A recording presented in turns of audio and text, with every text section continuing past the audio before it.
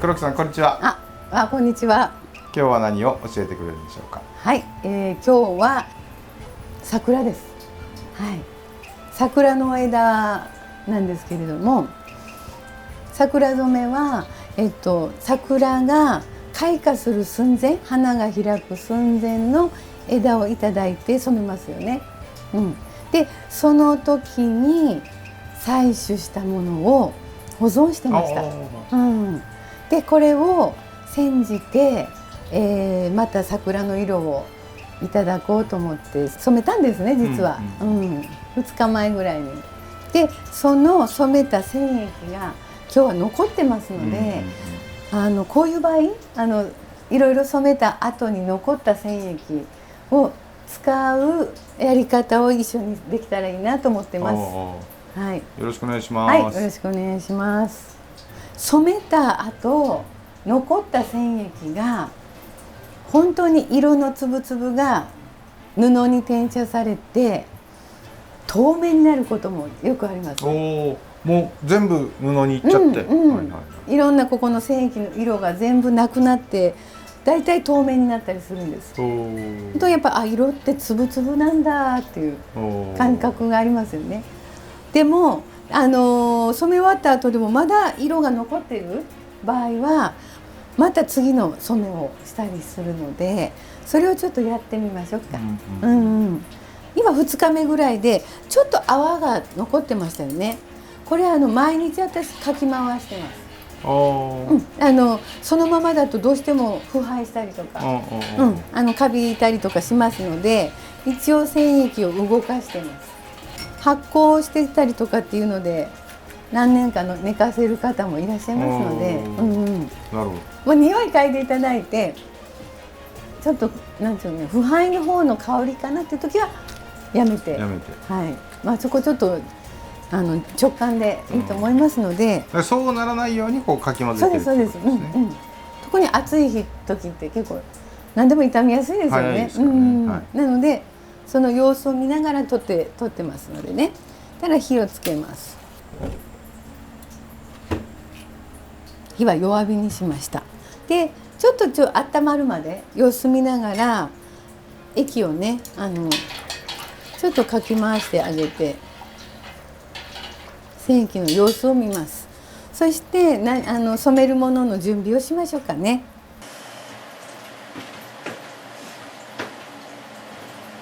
今日は、またねこのシルクのストールをこの残った液で染めてみたいと思います。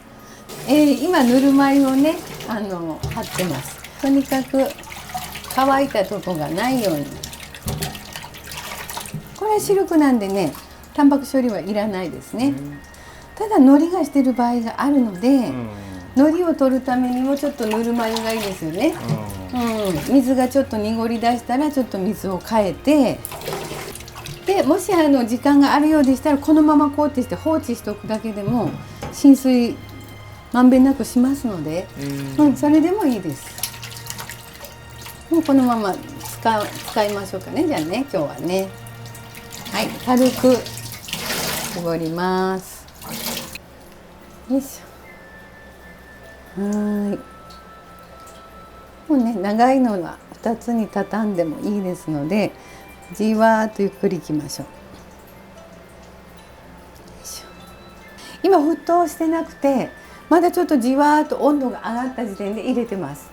こう沸騰させる必要はないんですけれども、冷たい染液にまた入れると浸透が結構入りにくいので、若干ちょっと温めてあげた方が染液が入りやすい。で、火を弱火で今ゆっくりこう入れてますので、もう染液ができてますので、ここはもうゆっくりちょっとおまけみたいな感じで染めていただいてと思います。で、これもどんな色が出るか分かりませんので、もうここからはもう本当にゆっくりゆっくりいきましょう。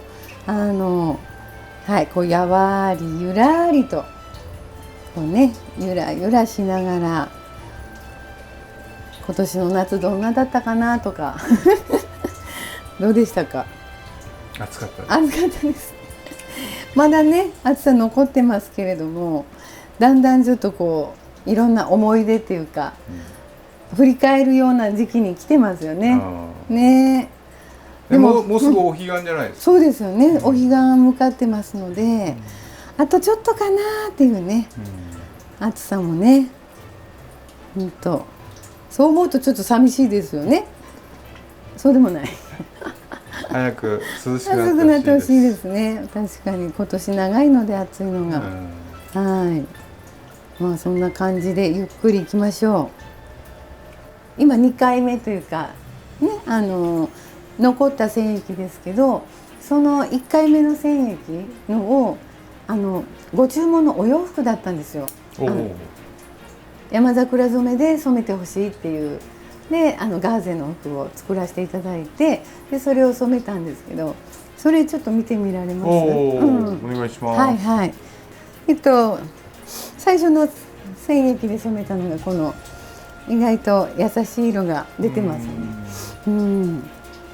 山桜のその春のね記憶っていうんかな、その時の様子がまたこう蘇ってくるようなね、桜の色に染まってます。この暑いこの時期に桜の染めが欲しいって言われた時に、その春に採取した山桜の枝をね保存していれば、本当にその枝の中に春の記憶がそのまま入ってて、で煎じることでこうやってちゃんとまた蘇ってくれるっていうのに、ちょっと私すごい感動して、毎回感動するんですけど、なんかこう干しながらね意外と泣きそうになってました。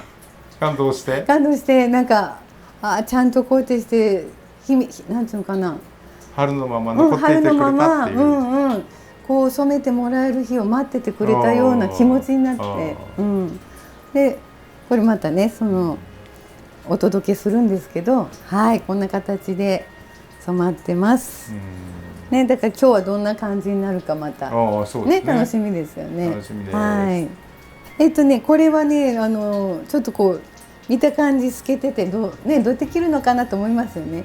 これ今夏場でしたら下にタンクトップを着て上から本当にカサッと着ていただいて、涼しげですごく、汗もよく吸ってくれます。で冬場とかこれから秋冬になったらインナーとして着ていただいて、一番下に着て上から羽織ったりとか、着方は自由なんですけど、でも軽そうですね。とっても軽くて、寝る時はもうこれ1枚だけで、寝てますと寝苦しい夜とかね、こうあんまりちょっとクーラーとか私はしないので、これだけで寝たりすると楽ですよね。なるほど。インナーでもよし、インナーでもよし、アウターでもよし、パジャマでもよし、こんないいやつはないですね。ですね。だから決まってないです。だからもう気持ちいい感じで、もう自分のお洋服と組み合わせていただいて、やっぱり桜とか草木がね、こう染まってますので、どんなものでも合います。はい。こんなこともしております。こう染液ができてもう一回染めたい時、沸騰させないとっていうのはあんまりなくて、どっちかというとゆっくりじわーっと山桜の力がねだいぶこうなくなってて、その中でまた染めさせてもらってるので、できるだけもうゆっくりその今ある力を生かしてっていうのを思って沸騰して頑張るんじゃなくて、優しくゆっくりが、いいかなと思ってやってますね。これもでも自由です。何も決まってません。だから全体にこうゆっくりじわーっと入れようと思うと、あんまり火力は強くない方がいいんじゃないかな。今ねじわーっと20分経ちました。さあどうなってるでしょう。こんな感じです。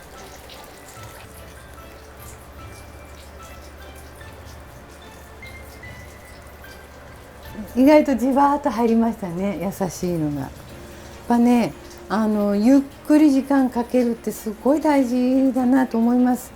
なので、はい、最初のねその時点でっていうよりはやっぱりこうじっくり20分経って見てどのぐらい入ってるかを見て、でまたこのまま延長してもいいですし、でここから焙煎かけてもいいですのでね、はい、ただ一旦火を止めてで焙煎にかけたいと思います。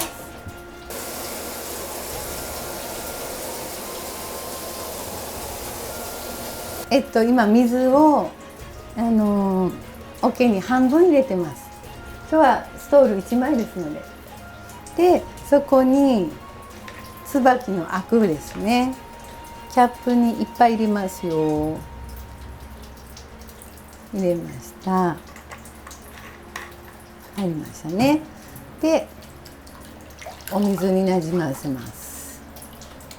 今染めたこれを焙煎液に入れましょう。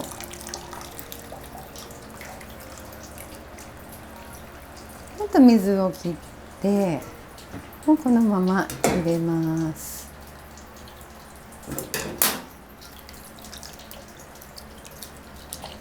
で結構手でねこうよく揉み込みます。結構ねこの時点でこう焙煎液って色を止める役割なんですけれども、ぬるま湯か水か迷いますよね。で水で十分焙煎はできますので水でいいと思います。ゆっくりここねじわっとこう染液がついた布に染み込むような感じで、大きかったら揉み込んでいただいて漬け込んでいきます。これでちょっと20分ぐらい様子見ます。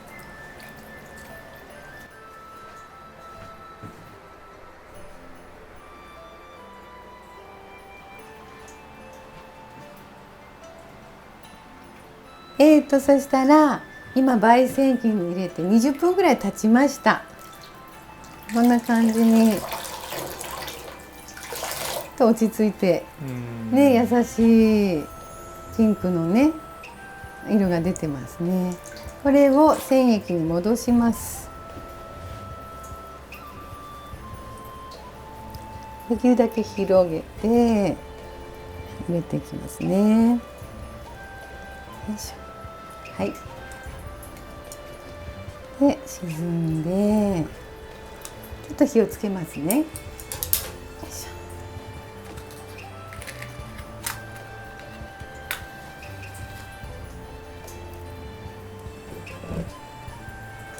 これなんで春の枝を残してたか、ね、今まだ桜の枝とかもありますよね。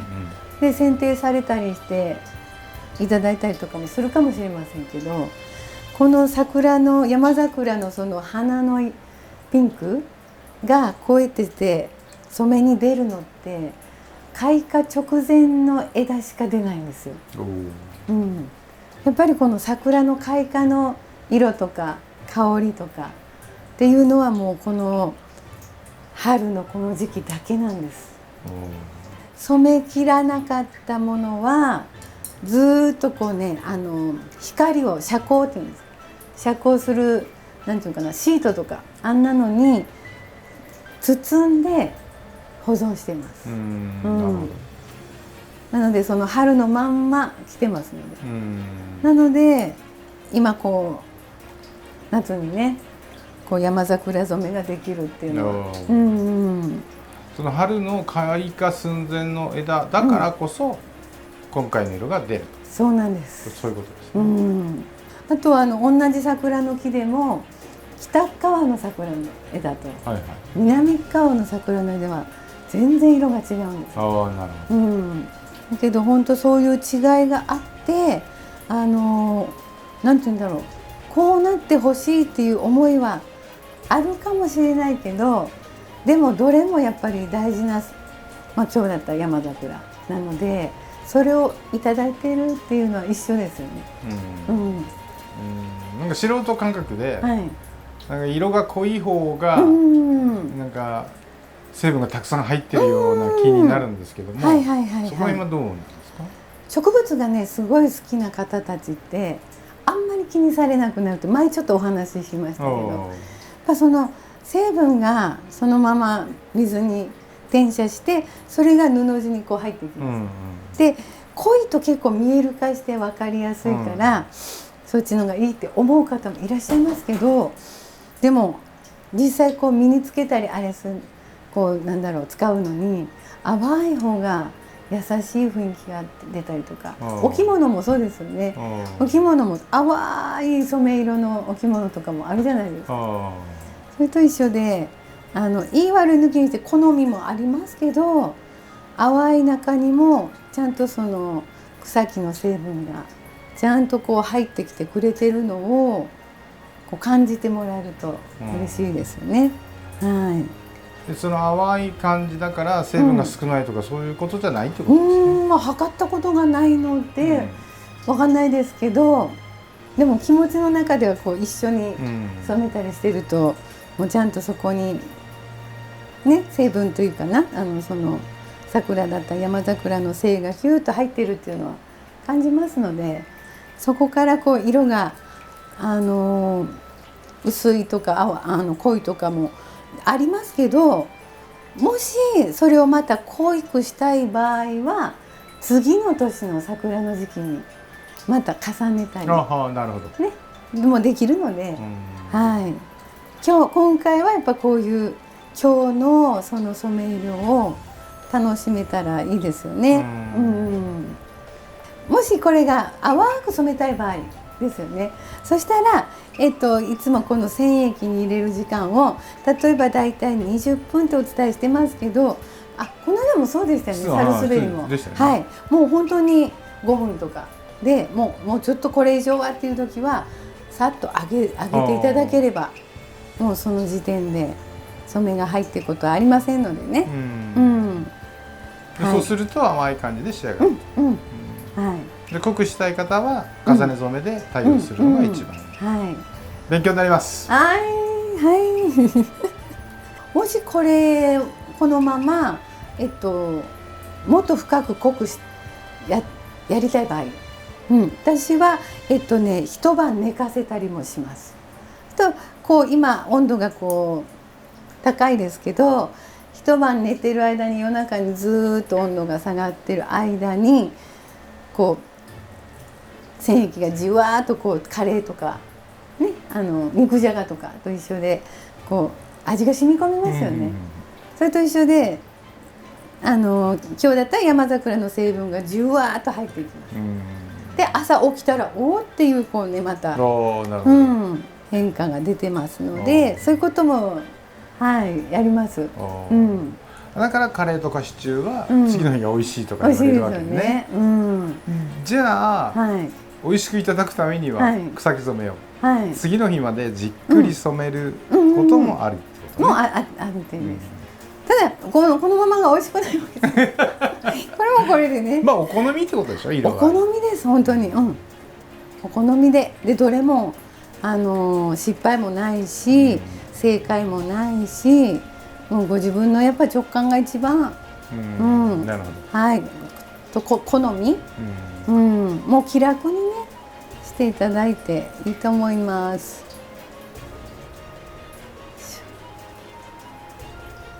すごい今、戻してから20分経ちました。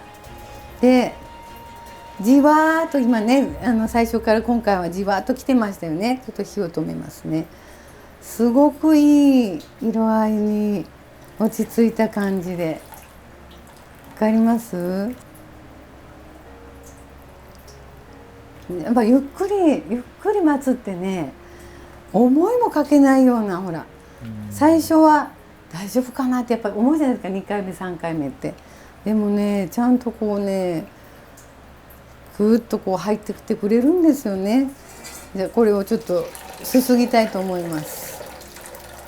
よいしょ。ほら逆にちょっと濃いぐらい感じがしますよね。いや本当にね、もう予想を超えてきてくれるというか。はい、軽くこう絞っていただいて、これを足しましょうかね。はい。実はその2日前ね、さっきお見せした山桜染めの、ガーゼインナーを染める前に実はちょっと失敗したのがありまして、これ失敗したっていうかですね、焙煎を榊を間違えて入れちゃったんですよ。でもこのね榊を焙煎入れてしまったのを戻すと、この中が榊のアクが入ってしまいますので、ちょっと寝かしてたんです。なるほど。で本当は椿で行きたくてピンクの方に持ってきちゃって、ご注文でねあったので、ただねこれもこれで最後にこの残った染液に入れて、この山桜染めも完成させたいなと思って、はい、なので一番最後だとねこの焙煎の影響があっても大丈夫ですので、最後にちょっとじわっと入れます。その榊と椿ってどう違うのかってね、似たようにどっちもアルミ成分ではあるんですけど、染めたのを並べてみるとね、違いなっていうのをちょっと見てみたい。見ていただきたいんですけどね、どっちも別にね失敗ではないんですけど、そのご注文のやつがピンクの方に淡い桜色の方に近づけたかったので、そっちに行くといいなと思うとやっぱり椿なんですよ。で榊はね若干鉄分が入っているので、アク自体になのでちょっとこうくすむんですよね。それもね好みによっては全然悪くはないんですけど、間違えたと思って取ってたんです。はい、でもねここからまたね染めれますので、ちょっと一手間かかりますけど、ここでもう一回戻して、仕上げたいなと思ったので入れてみました。これはもうね最後なんで20分で終わります。はい、ただね今20分ぐらい経ちまして、もういいかなっていうくらいですので火を止めますね。でちょっと揚げてみましょう。よいしょ、こんな感じです。しっかりね定着してますので、ね、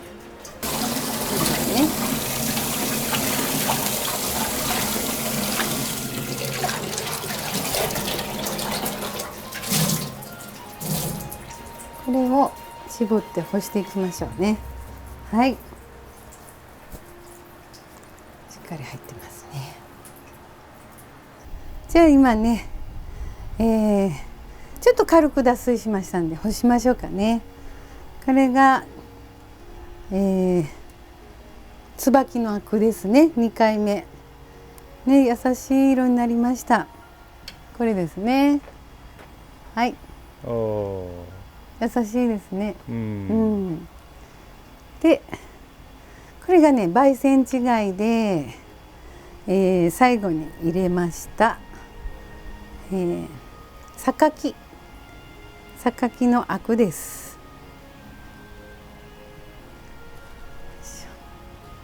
これはねガーゼ服になりますけど、どうでしょうか。よいしょ、こんな感じに染め上がりました。どうですかね。どうですか。2回目っていうのもあって若干淡いですけど、どっちかというとなんか透明感がある感じ。はい、でもどっちも桜の香りが気持ちいい香りがしてまして、はい、染め上がりました。よかったら皆さんもぜひやってみてください。ありがとうございました。ありがとうございました。